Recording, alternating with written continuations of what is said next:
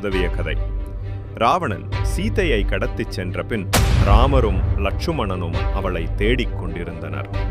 அப்போது ஹனுமான் அவர்களை சந்தித்தார். ராமர் சீதையை தேடச் சொல்லிய போது ஹனுமான் கடலை தாண்டி இலங்கைக்கு பாய்ந்தார்.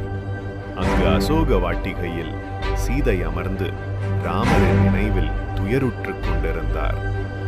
ஹனுமான் மெதுவாக வந்து ராமரின் மோதிரத்தை அவரிடம் கொடுத்தார். ராவணன் அனுப்பிய சக்தி வாய்ந்த அம்பால் லட்சுமணன் மயங்கி விழுந்தார். ஆனால் எந்த மூலிகை சஞ்சீவனி என்று அறிய முடியவில்லை. அப்போது அவர் முழு மலையையே தூக்கிக் கொண்டு இலங்கை வந்தார். லட்சுமணனை உயிர்ப்பித்தது இறுதியில் ஹனுமான் செய்த துணிச்சலும் பக்தியும் ராமருக்கு வெற்றியை தர. ராமர் அன்போடு ஹனுமானை அணைத்துக் கொண்டு, உன் பக்தி, தைரியம், நம்பிக்கையால் தான் இந்த போர் சாத்தியமாகும்